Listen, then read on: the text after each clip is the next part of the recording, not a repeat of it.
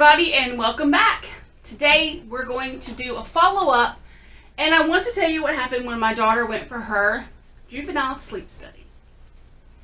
So I explained in the video last week, I think it was Thursday or Friday, I will link the video below, that my 13-year-old daughter has potential sleep apnea. And let me explain. I'm going to give the whole process. So earlier last month, we took her to a specialty orthodontist. My daughter has an unusually small mouth, and so she had issues holding her mouth open for long amounts of time in order for them to work on braces. So we went to this doctor. He is part of the University of Alabama Dentistry School. I don't know what that's called. Anyway, he is a nationally known professor of orthodontics, and so I felt very comfortable speaking with him. He did a scan, and I'm going to show it to you in just a moment, where he talked about not only does Mary, that's my daughter's name, Mary, have a very small mouth opening back here, her airway is very small. Now, he described it to me that your airway across here should be 10 times your age in millimeters. Well, for her that would be 130. Hers is about 64. So it's less than half of what it should be. It just so happens that this same doctor has been doing research and studies on children with sleep apnea. This was a godsend to us because how else would we have ever found this out? I mean, she's been to many doctors. She's had her tonsils and adenoids taken out, and no one ever even mentioned that her mouth was smaller than it should be. And I don't mean like this part of her mouth. I mean like this back here, where her uvula is, the little dangly thing is it should be good and open, and hers is very much closed. So he did this 3D scan, and I'm going to show it to you. And let's see.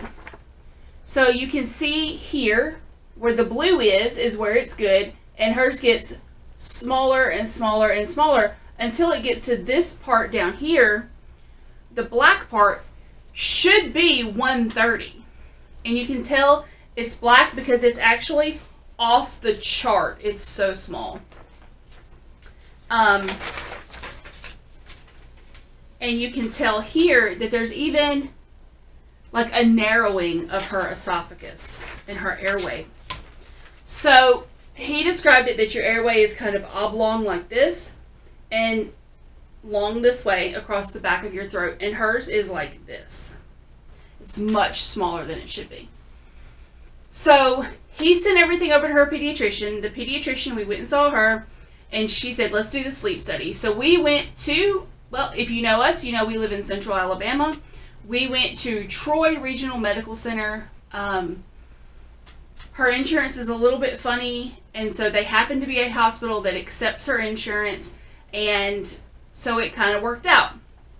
We did the sleep study on Saturday night, and they actually accommodated us on that because we are super busy through the week with different tutoring classes and band practices and football games. So we have a lot going on. They made it work on Saturday night. And it kind of bothered me because when I came online here, I get a lot of info from YouTube. There was no like personal experiences about what a juvenile sleep study would be. There were some commercials for like the parents, but that was really it. So when we got there, they checked us in. We didn't go in until 8:15 at night. The nurse or the technician was really, really nice. They put us in a room that didn't look like a hospital room. It was more like a hotel room. Had a private bathroom. The bed was not a hospital bed. It was like a queen size. Actually, my daughter said it slept really good. And a leather recliner, TV, Wi-Fi, etc. And she asked us, she said, you know, what time do you normally go to bed on a Saturday night? And we said, you know, about 10:30. And she said, okay, well, I'm going to hook you up last because I do have a few other people to hook up. So she went to go take care of them and left us for about 2 hours. About 10:30, she came in and she explained, that she was going to hook her up to a lot of different monitors and that her type of test was called a split study. A split study means they monitor you for 4 hours. And then at 4 hours, they make a determining factor on how many episodes you've had.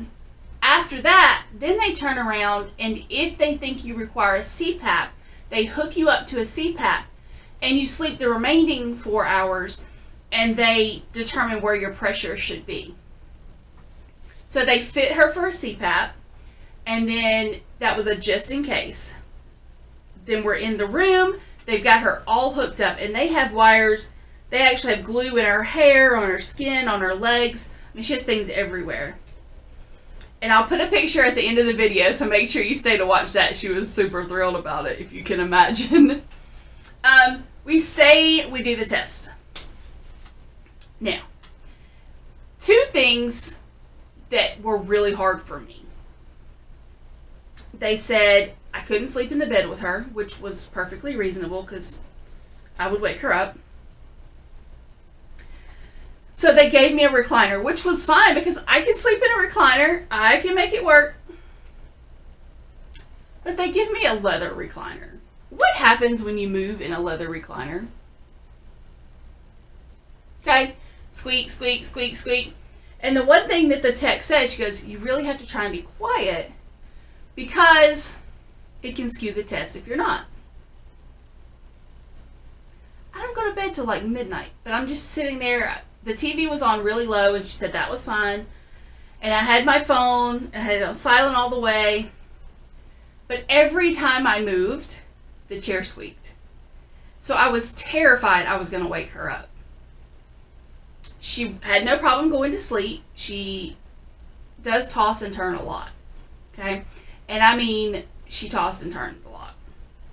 So about every 10 to 15 minutes, the nurse would have to come in and readjust her face mask because she kept pulling it off. And they actually had it was like a cannula if you were getting oxygen, but it had a sensor in it to see how much air she was breathing out. And so she kept pulling it off and it would send the monitors off. About 2 o'clock in the morning, the tech comes in there and she's like, I can see that you are miserable. I have another room that the patient didn't show up. Would you like to go lay down? I was like, yes, get me out of here. So she actually put me in the very next room. I wasn't worried. In reality, Mary could have handled this test by herself. She's exceptionally mature for her age. And the nurse came back in there at like 5:30 and woke me up. And she's like, well, come on back in here. Let's talk. And we're going to unhook her. Okay, number one, my child doesn't like to get up in the morning, so dealing with her was horrible. She doesn't like to be woke up super early, and then you're not only waking her up, you're pulling tape and paste off of her, and that wasn't a pleasurable experience. But the tech explained to me that in order to be officially diagnosed with sleep apnea, you have to have 30 episodes per hour on average in order to qualify. My daughter, every single hour, had 29. So, she was not diagnosed with sleep apnea. We have 2 different appointments coming up that are going to take us further into this journey to see what is the deal. We have been told by an ENT that there is a surgery they can do, that if that surgery is what has to happen, we will actually have to wait until next summer because it is a 6-week recovery. And my daughter is a marching band member. She's a competition. She does like honors marching bands in the fall. In the spring, she does spring symphony. She plays the bassoon, the tenor sax, the alto sax, the clarinet. So to take her out of any of that for 6 weeks would hugely negatively impact her ability to advance in these competitions and in these events. So unless the doctor says, hey, this is super important, we will probably have to put that off for her. She is exceptionally competitive, and I don't want to ever pull her down from that, because she's trying, her goal is to get a music scholarship, and I don't want to stop her from that. She works very hard at this, and so that may be a sacrifice that she has to make if the doctor says, hey, this has to be done now. If he says it can wait, then we will likely do that. Don't worry, I would never ever put my child in any type of harmful situation that she could be injured or her breathing could get worse based on this test. Our orthodontist is actually working as well. He is working on a plan rather than pulling teeth back. He said that's the normal treatment when you get braces. They pull the teeth back and line them up. They're actually going to be pulling all of her teeth forward, and she doesn't have wisdom teeth. So they're going to be pulling all of her teeth forward with the hope of opening up the back of her throat some. I hope that you found this informational. I am just sharing this because I know that there have to be other parents out there who have children who potentially have sleep apnea or have to have a sleep study for other tests. And it really, this information needs to be out there, and it's not. This was our honest account of what happened in our situation. I will update you guys as we move forward to kind of see if anyone else experiences it in the same fashion. I will say that one of the biggest symptoms that she had and has always had that we really didn't question a whole lot was her cough. Mary has always been a very healthy child, except when she had strep throat. So we got her tonsils and adenoids out, and literally she wasn't sick for like 3 years. So when she gets a cough, it's fake sounding. And that's right. So a kid that's trying to fake to get out of school sounds like that. She has never sounded like a full-on hard cough. That's always her cough. And we had mentioned it to a previous pediatrician, and they said, well, you know, everyone's just a little bit different. So we didn't think anything about it. Comes to find out, we could have an airway problem. So we'll see. All right, guys, here's your 2 for Tuesday, I guess. Today's Tuesday. I hope that you found this video helpful in your life in dealing with your kids. Know that moms, even if you haven't been told today, you're appreciated. Your children, your spouse, they appreciate you. They appreciate what you do for them. And while they may forget to stop and say it sometimes, they love you as much as all of the big old world. Until next time, guys. Bye.